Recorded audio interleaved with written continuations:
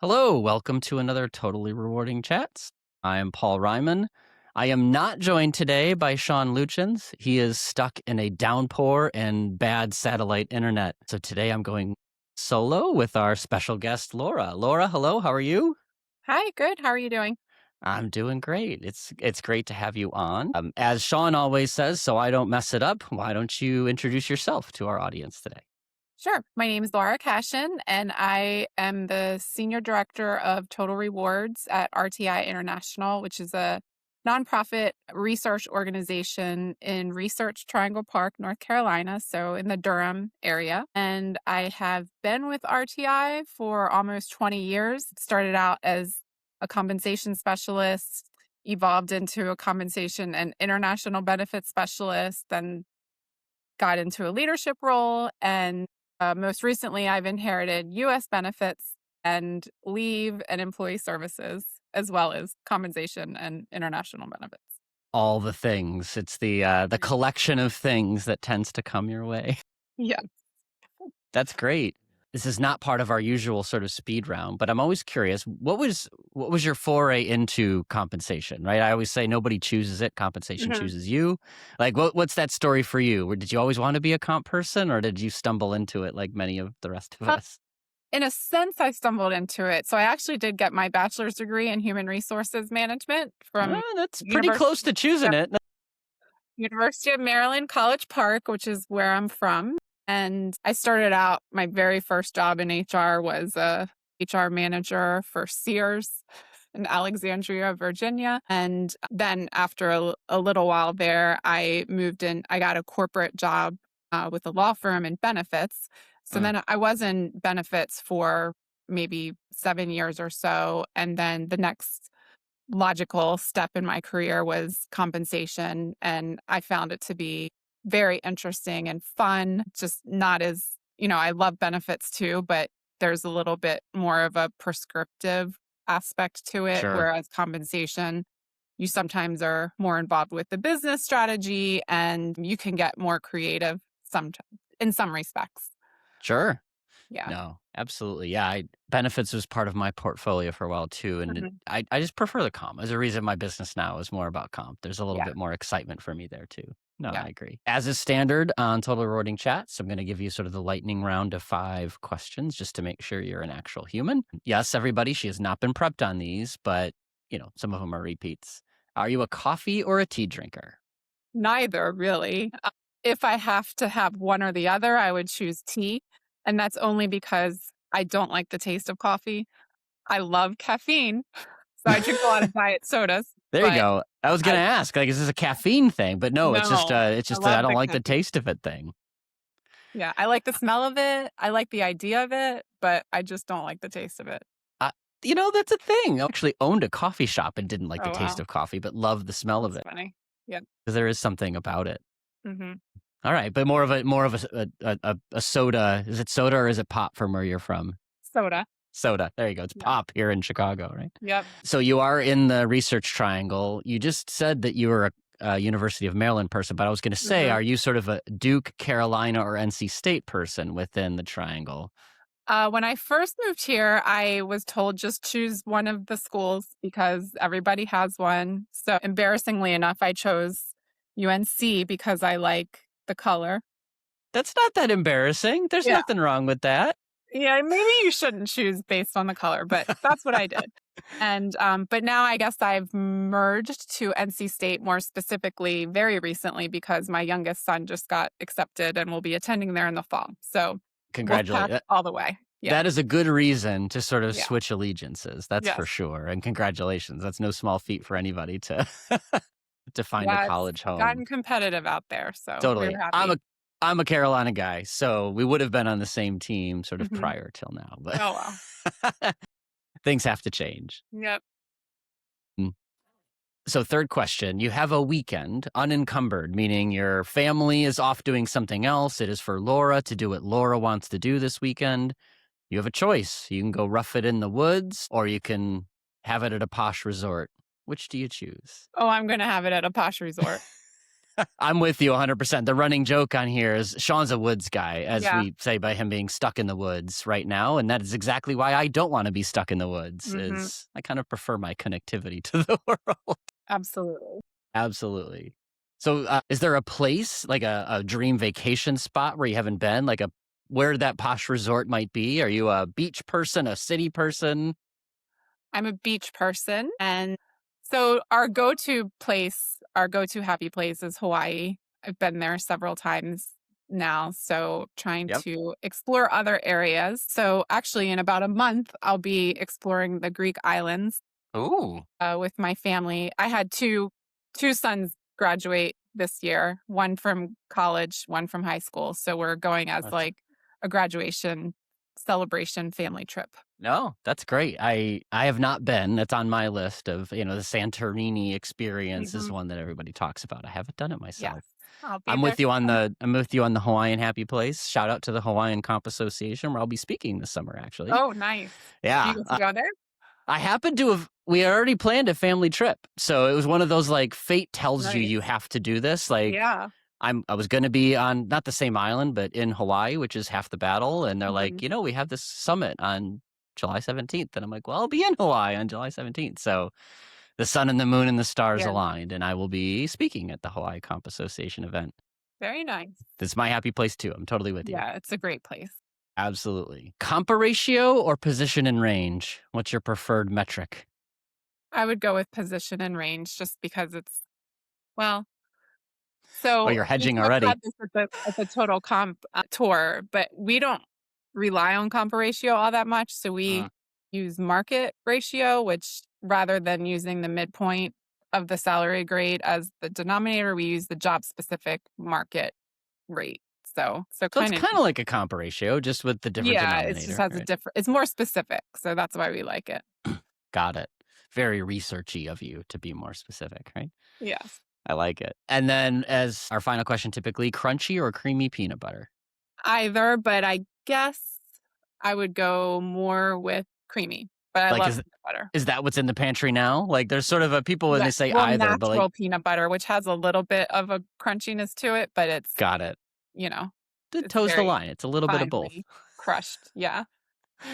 All right. Well, you've passed the human check. That's for sure. Sure. Yeah, that's right. Thank goodness that I am human. Good to know.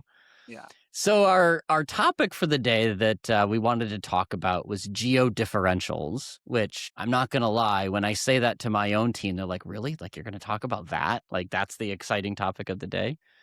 But then when you think about it, like, this is it's a real challenge, right? For Mhm. organizations with lots of places or in a unique place.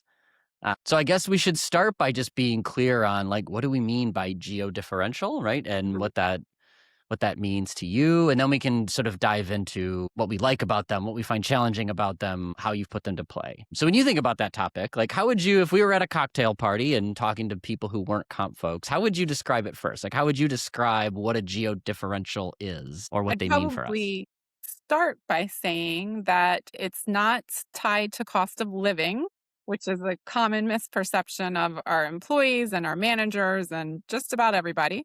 But we tie it to cost of labor. So they can be correlated, but they're not going to be the same. So, for instance, I probably should have looked this up before we had this discussion, but San Francisco, I don't know what the cost of living difference is there, but the cost of labor is closer to like 27 up to 30% maybe. And so but cost of living tends to be higher than cost of labor. So Yeah, so we get data from our Economic Research Institute. I don't know if I'm allowed to name drop absolutely. Absolutely. resources, but we get data from them, and then just doing a comparison of different areas as it relates to national average cost of labor, and so the difference being the potential geodiff that we would Yep. implement. Yeah. So it's a measure of how much more or less should Mhm. talent cost in a given place. There's sort of our simple Yeah. version. And I think Yes. you're right to point out it's how much labor costs, not how much the Mhm. stuff costs. Right. Let's let's talk about why that is the case first, right? Just to sort of unpack that for folks. And the Mhm. example I like to use is New York City, because San Francisco, it's a weird market. Like it's the Yeah. outlier of all outliers. You look at New York, and then, New York is more expensive to live in than, the Research Triangle or Chicago, no doubt. But the cost of labor isn't always that different, right? You look at a financial analyst, an administrative assistant, it's actually about the same because of the supply of labor, right? There's lots Mhm. of people in New York to take those jobs. And so that's what generates the difference in Yep. most cases between the cost of living and the cost of labor. But why do we use cost of labor? Like, why is that important? And if I told you employees don't care, they just want to know how much they should make. Like, how do you Mhm. respond to the question, why? Why do you focus so much on cost of labor versus cost of living? I think it aligns with our overall approach to compensation, and that is we're paying what the job is worth, and we're relying on market data to inform that. And so there you have market data in any given area, and that's going to help us align with our compensation strategy. Yeah, that's right. I think that's 100% right. Now, you mentioned, in your data based on a national average. I want to talk about that because we've struggled a lot in some very niche circumstances with really Mhm. defining what national average means. Mhm. Is it a place? Is it a composite? Like, how have you explained what that baseline is, or how do you think about what that baseline is? That's a good question. I don't And I'll know. I'll give you the context. So, like, we were doing some work in Canada, right, for a Canadian organization, and Mhm. all of the data is biased by the cities, right? Because Mhm. unlike the United States, where it's only about, I think the top 10 markets are like 14% of our population. In Canada, the top 10 markets are 40% of the Mhm. population, right? Everybody lives in these big cities. Yeah. So, what is national average? It's basically the cities, Mhm. right? Because nobody lives in the vast great north. So, like, we really struggled to articulate what do we mean by national? It's Mhm. just the average of the country, but there's a city bias in that. Because you don't see these Right. big differences in does Toronto cost a lot more than the national average because it is a big part of the national. Mhm. So that's why I ask. It's a harder concept than it sounds like it should be Right. because it's relative to the data you're using. Mhm. But has that question come up? Have you thought about like, It yeah, has not come up, and I'm surprised that it hasn't come up that in that way because we are research and I mean, we have statisticians, we have data scientists and all those types of people working here, so it has not. I've always just thought of it as it's, we like I said, we get our data from the Economic Research Institute, so we rely on whatever they're using for yeah. their national average, and I guess kind of assumed it was a basic average of all the country. And I think it is. I think that's how ERI does it. So they're a statistical organization at heart, and as a result, they've put the corrections in, I guess, to Mhm. say, you know, where I've found the challenge then is how do you apply that to other data you might have, right? So I don't know if you're a single data shop, or if you've got other sources of information, but if you look at the not geo adjusted, market median Mhm. value from another provider of data, Yeah, is that the same national, right? That's where we sort right. of get tied up a little bit. You know, I could think of one brand that's very coastal, right? Their data is very dominated by sort of Tech West and Financial Mhm. East. I think their national average is a little different than ERI's national average Mhm. in terms of what it represents. That's where the challenge comes in that I've seen is how do you interpret that when the data we have is a little bit less than perfect? Right. Yeah, we utilize typically about 4 different survey sources, so hopefully that helps out in that respect. Great point. So, like, more sources can blend Mhm. out that average a Mhm. little bit, right? You're getting a truer or a less variable definition of norm, Yeah. and then it works out some of those biases. That's probably true. What are the top, like, 3 debates that come up in your organization about these geo differentials? Like, whether it's from employees, managers, the rest of HR, doesn't matter. Yeah. Like, what are the big 3 problems or challenges that get raised? Yeah, so I think I'll blend them together, but Okay. between managers and employees. So the manager's perspective often is, especially now after COVID, people can work anywhere. So why do I care? Why do I want to pay this person for the same job in San Francisco when I can pay somebody in Arkansas making a whole lot less? So that's number one. Mhm. And we're a contractor, so we have a rate that we charge to the client. And how do you justify a higher rate for the same job?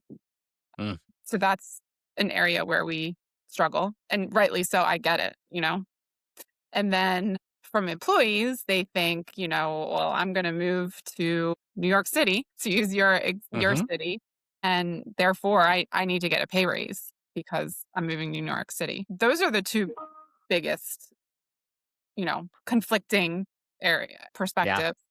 And then the third one, I would say, when someone does move, what do you do? Should you really do anything? We communicate it as, this does not mean that you're necessarily going to be paid this difference between you and your colleagues, for example. It means this is what we see as the market.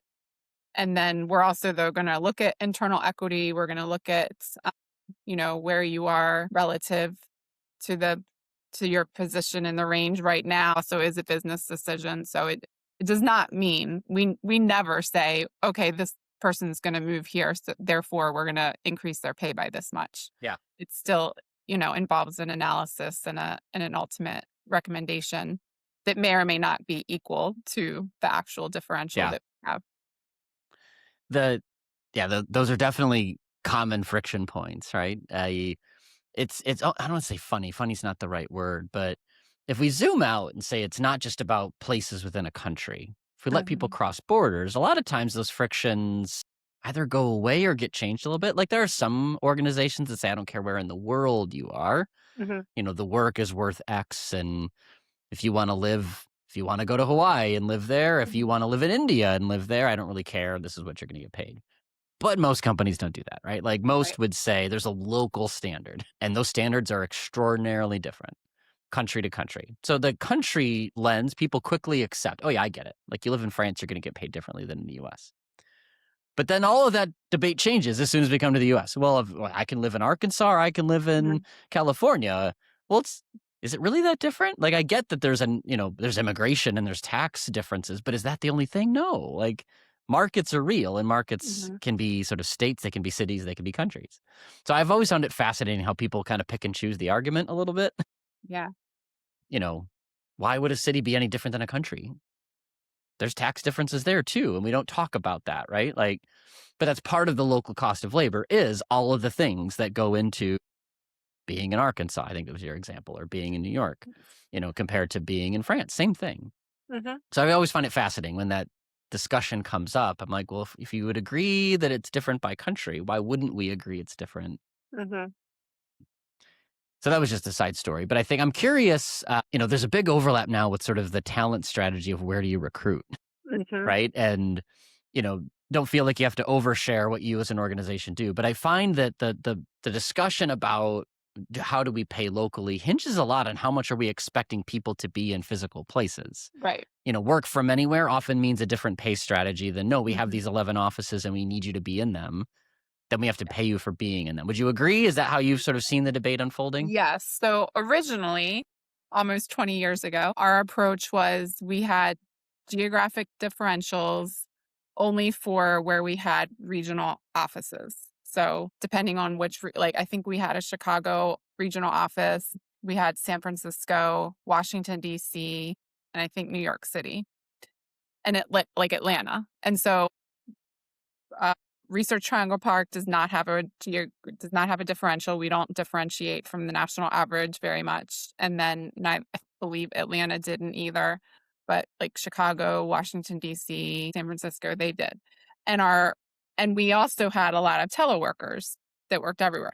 Teleworkers, we didn't care. There was no geographic differential. So, we recognize that they're receiving a benefit of being able to telecommute and being able to work and from wherever they choose, and they're making that choice, not us. So our approach was we will differentiate and inform our market rates with geographic differentials for people who are working in an office because we're telling them you have to work in this office to do the job. Yeah. Come COVID, and we've essentially closed down all of our regional offices now. And right before COVID, we changed our approach to include for anyone. Like it doesn't matter if you're a teleworker or Sure. working in an office, because we were starting to see some people in the San Francisco area in particular work from home. So they weren't associated with the regional office. And then the the thought was, well, do I could potentially lose this person because they could get a job locally making more, potentially. And so that's when ultimately we just decided, okay, we're going to, and again, it doesn't mean you're going to get paid more. It just means the market data that we provide to your manager to make pay decisions is going to be informed by the geographic differential. Yeah. And so we've been doing that ever since, I want to say, maybe 2019. But now, after COVID, like now, we don't have the regional offices anymore. Are seeing, a lot of people just dispersed around the whole country, and just again recognizing the benefit of being able to be a teleworker. And we are, struggling to get people to come back into the office here in RTP. So we're now considering, should we still be doing this? Yeah. Should we just say, forget it? We're not we're not doing geographic differentials anymore. We're gonna just adopt a holistic Yeah. approach to Yeah. everyone. It brings up an interesting sort of real tactical policy point when people are doing the GeoDiff thing. But it's fun for comp nerds like us to talk about. Like, how do you even know Yeah. if you're part of that market, right? So Mhm. I'll use Chicago just because I know it well. I know this much about sort of Research Triangle. But like, Mhm. what's the geo boundary, right? Like Chicago's kind of easy because there's water on one side. Nobody lives in the water. But how far west do you have to go before you're not in Chicago, right? Yeah. I'm 17 miles west of where the water starts. Is that too Mhm. far? Probably not. The labor market definitely includes where I live. If I go 17 more miles, does that change things? Yeah. What about 17 more miles? At some point, you stop being Chicago. But Yes. there's always this discussion about where does it stop? Like, Mhm. what's the edge of the geo? Like, Yes. Well, very interesting that you bring that up, because back in 2019, when we started everybody, we're going to apply it even if you're a teleworker, I can't believe we thought this was a good idea at the time, but we said, okay, we can get the data by zip code. So that's what we're going to there you use. go. It's very precise. You can have a zip code right next to each other, and some of them would have a different geodiff. So, being comp nerds, we were like, this is so awesome. It's just so precise. Then we rolled it out, and people had a lot to say about it. So, The they feedback was heard. it was very bad. And then in hindsight, like, I get it. People, like, did not think that they even, like, started talking about, like, red zoning, and that this could be so inequitable for people living, like, in the inner city versus somebody living in the suburbs. And Yeah. but again, they were thinking of it as cost of living, not cost of labor. But still, we did take a look, and we did see, like I said, there could be zip codes right next to each other, and they were different. So eventually we pivoted and started doing by metropolitan statistical area. And that encompasses, like, there's Raleigh, Durham, Cary, and just like a much larger Yeah. span. And then it's just one rate that's Yeah. a little more aggregated. So, Yeah. That tends to be our default guidance for what it's worth. Is mhm. the whole Yeah. premise of the MSA is somebody smart, some humans have decided, Mhm. like, this is a market. Right. Right? This functions as a continuous sort of economic area. Oh, it sounds like what we're talking about then. Like, these are people that commute to similar places. Sure. These are Yeah. workers that Mhm. participate in a local economy.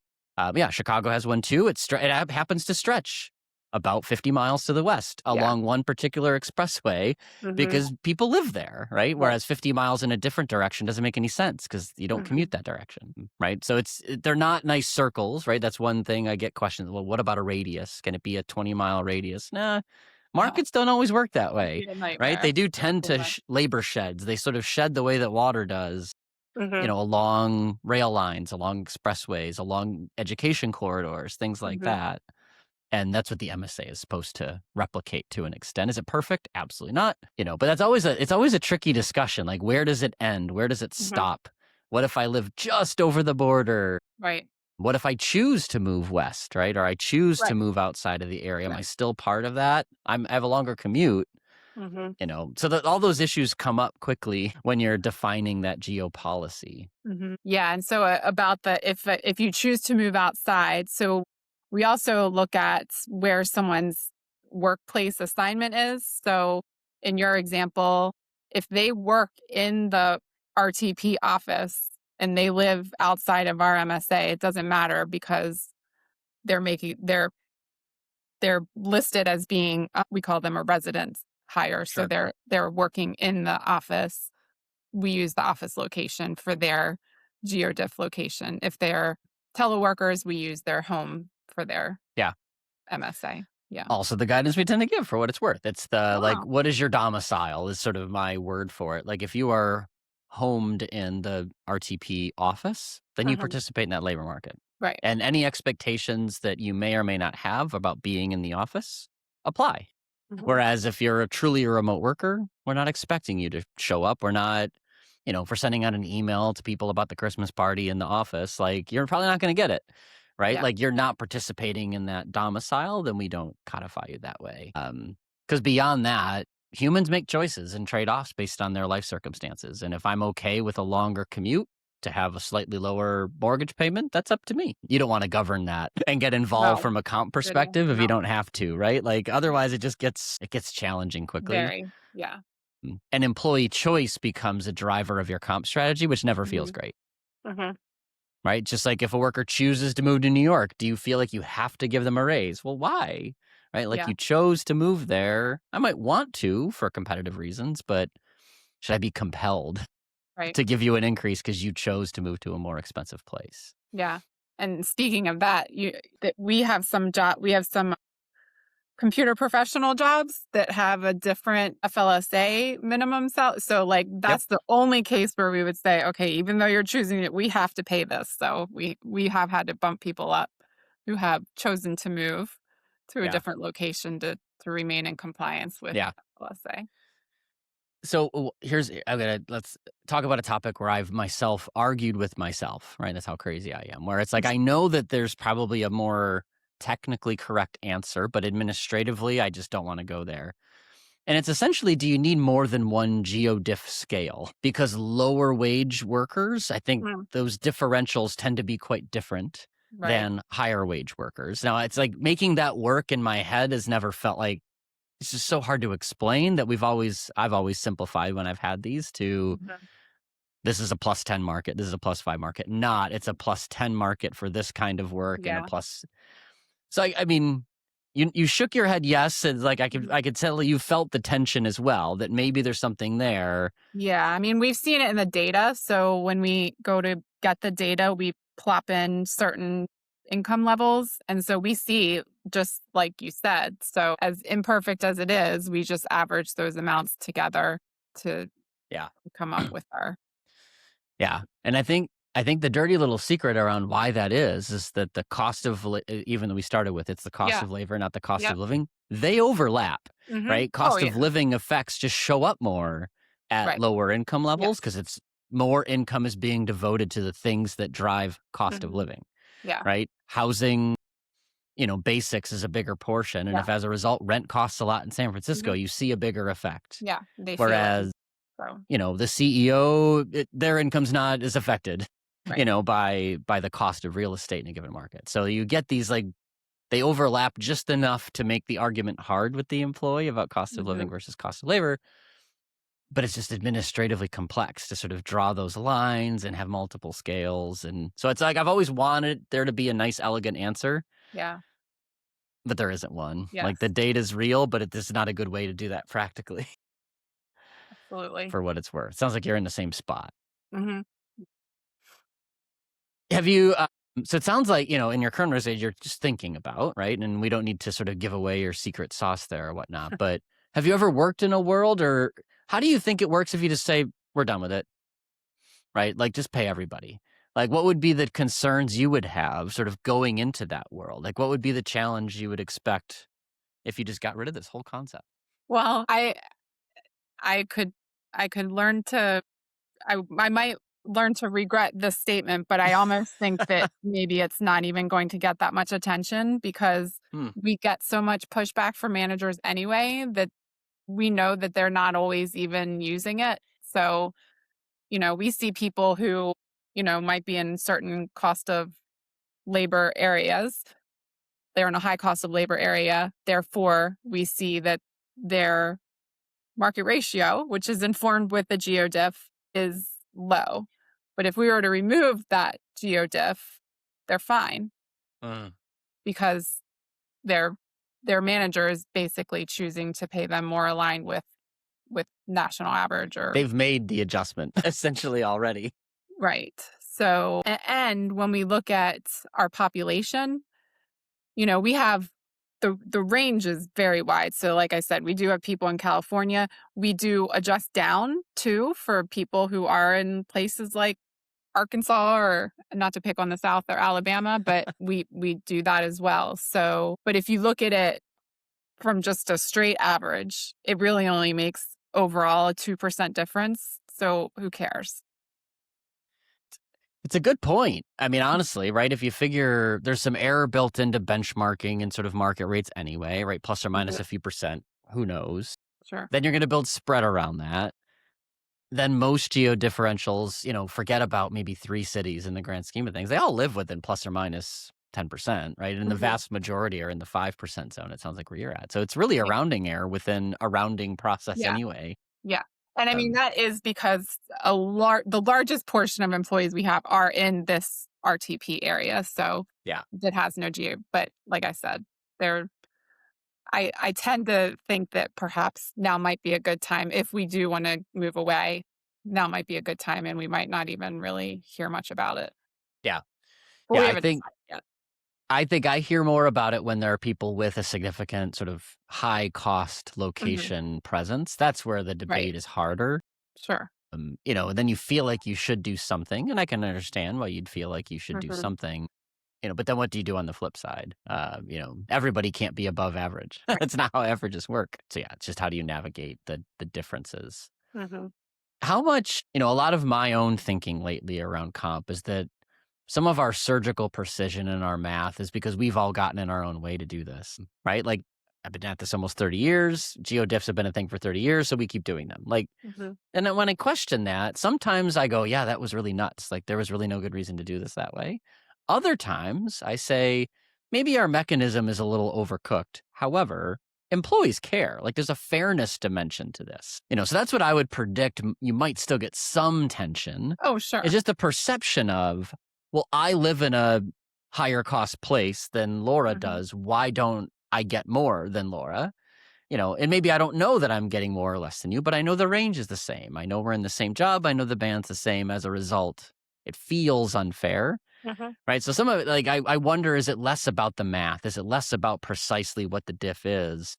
But does the existence of one improve the perception of fairness among employees? I don't know, Yeah. right? I think that's what will play itself out over time Mm. as people make change to these policies Yeah. Yeah, that's a good way to think of it too. I could I could see that. because humans are complicated. Yeah. All the feelings come out when things change, and sometimes they're rational, sometimes they're not, but a lot of the Mhm. times they're just feelings. Like, it's not math, it's Mhm. just, this feels right, this Right. feels wrong. Yeah, like back to the zip code area, I know that, a lot of the people that were speaking up had the perception that it was disfavoring people in the inner city, and that was not the case. But because of where we were, like, this was during George Sure, Floyd, and I mean, sure. people were very sensitive to that. So, and I get that. Um, but it's really, you know, the, where the data is showing the lowest geo diffs are like rural areas. It's not Yeah, the inner city areas, it's the rural areas. yeah, yeah, But it was just, they hear things, they hear zip code, and their mind just immediately went to, this is not fair. This is inequitable, and yeah, it's it's bad for people in the inner city. yeah. And the real truth is any data set that's at the zip code level is not a survey, it's a model, right? It's Right. predicting what I Yeah. think, Right. Yeah. right? Using a variety of data, right? So, Mhm. zip code 60126 where I live, there's not that many data participants in 60126, right? And ERI, as much as I use them and love them, like I joke all the time, it'll tell you what a petroleum manufacturing plant manager makes. I can guarantee you there are no petroleum processing plants in Yeah. 60126. That is not the zip code, right? That has that. But they're modeling it. They're predicting, well, if one existed, this is what they would make. So I think I don't know if your feedback was wrong that there could have been bias based in the zip Sure. code. It wasn't structured that way, but to the Mhm. extent that, a financial analyst in Elmhurst and a financial analyst in the town next door happen to make different amounts, that might show up in a statistical model. Mhm. So I get the feedback, but yeah, it's probably 1% difference. It's not like structurally we're going to give 10% less to somebody Yes. in a neighboring zip code. I will say too, I don't think your thought process is totally nuts because there are some jobs where zip code matters. Not so much maybe in your space, but like in Right. retail, it matters a lot. Like there's no such thing as a Chicago labor market for retail workers. Like Mhm. the inner city is totally different than the extremes of the MSA. Right. So your instincts weren't wrong. I think it's just figuring out where does that lens actually matter versus where is it noise in the conversation. Yeah, I'm sure that was a fun process to go through. Oh, yes. What if you were giving advice to, let's say, an earlier in career sort of comp professional who was exploring this concept? Maybe they're at a firm that's less mature, they just sort of managed by the job today. Any lessons learned along the way that you would encapsulate and say, like, as you're thinking about this, here are the few things you want to keep in mind Mhm. as you're forming your geographic strategy? Uh, yeah, I would say number 1, extreme precision is not always better. So you're probably better off looking at more rounded averages, things like that. MSA versus zip code for sure. But then also just at a more higher level, I think, like you mentioned, we're comp people and are we getting in our own way?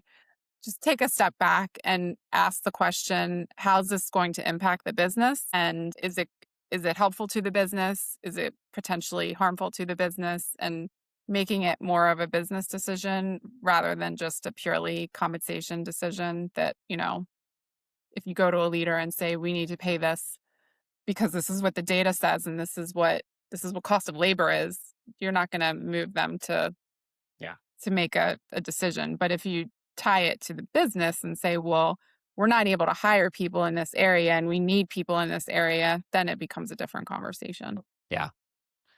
No, I think that's great. I don't know if you're familiar with Justin Hampton. He is the CEO of Yeah. Comp Tool. He's an old friend of mine. And we've debated at times, like, if we could start all over again and sort of force the comp world to reset, we would split it out on a paycheck, right? Like there'd be sort of your core Right. role, which you Yeah. anchor to like the lower cost markets, maybe the national average, because you don't want the negative.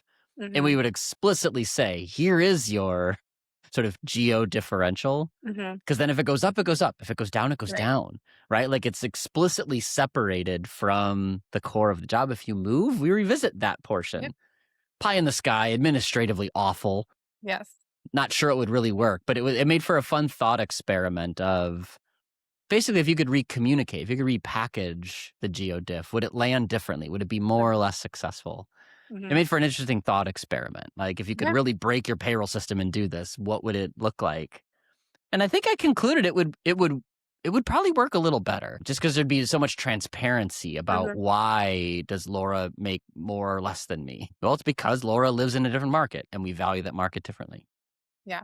It would be an interesting thing, but hard to Yeah. execute, obviously. Yeah. I like it from the perspective of that it's not an entitlement because, and if you do move, it could change. Right. Because it's easy when they all go up. It's hard Hmm. when something goes down, right? So you move Right. from California to Texas. Am I cutting your pay by 10%? Yeah. Really? Like, how many people really do that? Some do, most don't. Because, oh, we can't lose that person. If we cut their Right. pay, they'll, like all the stories are there when you go down. Going up, everybody, it makes perfect sense. We should pay more. Hmm. So, yeah, separating it, you build in some elasticity around, like, look, it could go down Hmm. too. Like, Yeah. don't budget for this. But nobody does it, probably No. because we would choke a payroll system. Anything else you'd want to add on the discussion of GeoDiff that we haven't covered? I think we've beat this one up pretty well, but Yeah. anything else I you'd like add to the conversation? I think I shared everything that I have in my brain on the topic at the moment. There you go, a full emptying of the Yeah. GeoDiff brain. So as we close, we always ask our practitioner friends if you could automagically, that's the technical term, fix one thing in HR, anything, not just comp, what would it be? Right now, I would, since I just inherited US benefits, I would fix healthcare. That's bigger than HR. Like Yeah, that's yeah, yes. yeah, I'm with you. It's such a big chunk of expense and investment and mind share and complexity, but a very important thing. So it's like this big ball of hair that's really hard to untangle. So that would take a magic wand to fix it. It really would. No, that's a good answer. I love it. Well, thanks for joining. This has been fun. I always like to nerd out on topics like Geo Diffs and think about the data and It's all the such crazy fun stuff. stories that tend to Yes. come up. That's great. Well, thank you for your time, Laura. It's been a joy to have you on. Yep. Thanks Definitely for having appreciate me. all your insights. No problem. Thank you. Great. Thanks, Laura. Bye bye.